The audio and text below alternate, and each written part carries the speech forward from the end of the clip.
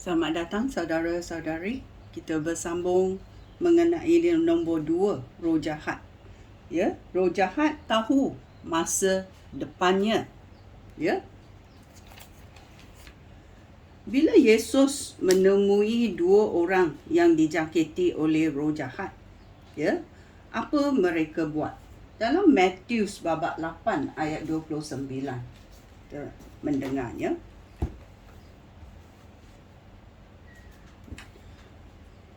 Apabila mereka melihat Yesus, mereka berseru, "Apakah yang akan engkau lakukan terhadap kami, hai Anak Allah? Adakah engkau hendak menghukum kami sebelum waktunya?" Sebelum waktunya, dia berkata, nak menghukum kami sebelum waktunya. So kita tahu Yesus boleh menghukum roh jahat. Ya, dan ada masanya. Ya, janji Tuhan akan menjadi kenyataan. Kerana segala janji Tuhan adalah yes dan amen. Ya, akan berlaku. Ya. Dan apa roh jahat berkata? Ya, adakah kamu datang untuk menghukum kita sebelum masanya? So kita tahu, roh jahat tahu bahawa neraka telah disediakan untuk syaitan dan roh-roh jahat. Ya. Dan kita tahu pada satu hari ini akan berlaku. Ya. Dalam Wahyu babak 20 ayat 10. Wahyu babak 20 ayat 10 berkata, kemudian iblis yang telah menipu mereka itu dibuang ke dalam lautan api dan belerang. Di situlah tempat binatang itu dan nabi palsu. Ada nabi yang palsu, okey? Binatang itu dan nabi palsu itu telah dibuang dahulu. Mereka semua akan diseksa siang malam untuk selama-lamanya. So kita tahu bahawa roh tidak akan mati. Badan boleh mati tetapi roh tidak boleh mati. Roh jahat pun tidak boleh mati. Oleh itu, neraka telah disediakan oleh Allah untuk iblis dan juga roh-roh jahat. Dan apa akan berlaku? Mereka semua akan diseksa. Ya, diseksa siang dan malam untuk selama-lamanya. Ini akan berlaku kepada syaitan dan roh jahat. Ya. Dan apa lagi dia berkata? Tuhan berkata dalam Wahyu 21 ayat 8. Ini sangat mengerikan, ya. Kerana Yesus berkata, ya, pendahuluan dalam ayat 5 dia berkata, kemudian Yesus yang duduk di atas takhta itu berkata, sekarang aku menjadikan semuanya baru. Dia juga berkata kepada aku, tuliskanlah ini kerana kata-kata ini benar dan dapat dipercayai. So ayat Tuhan boleh dipercayai dan dia memanggil Yohanes mencatatkan supaya kita yang hidup kemudian tahu apa akan berlaku. Dia berkata, sudah selesai. Akulah yang pertama dan yang terakhir. Akulah Tuhan dari permulaan sampai penghabisan. Orang yang dahaga akan aku berikan air minum dengan percuma dari sumber air yang memberikan hidup. Ya, Yesus akan memberi air yang percuma kepada kita yang mahu menerimanya.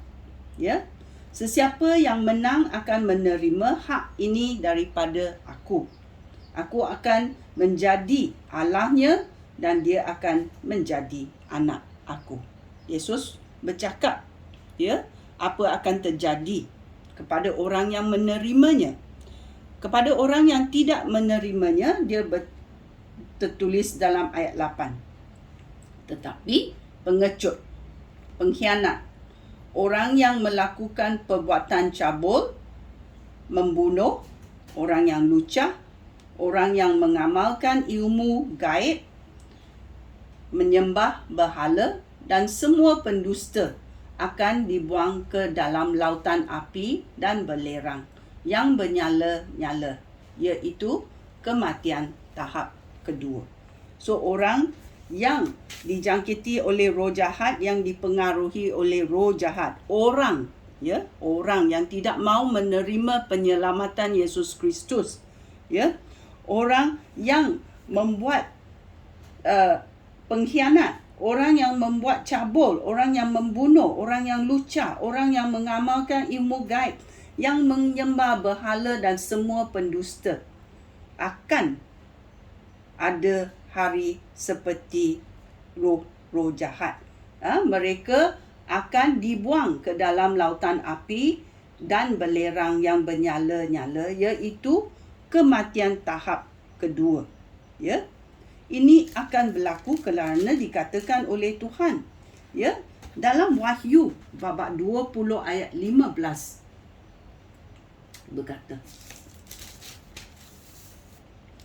sesiapa yang namanya tidak tertulis di dalam kitab orang hidup dibuang ke dalam lautan api.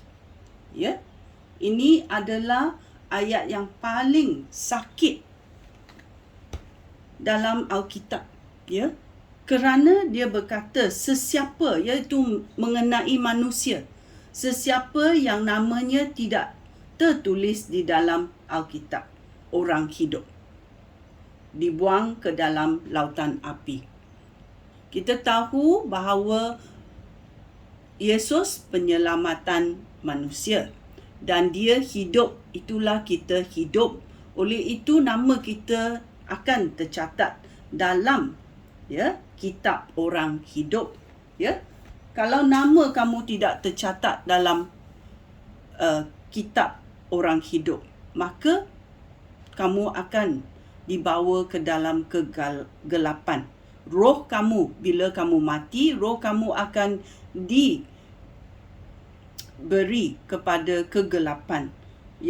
Dan ini adalah kegelapan yang tidak boleh dilupuskan kerana ia akan berlaku siang malam selama-lamanya. Sangat mengerikan. Ini adalah yang apa kita belajar, bahawa roh jahat tahu masa depannya, tetapi masa depannya masih belum datang. Tetapi kita tahu ia akan berlaku kerana janji Tuhan akan menjadi kenyataan. Oleh itu, kita tahu roh jahat tahu masa depan mereka. Sangat singkat. Sekian, terima kasih. Shalom.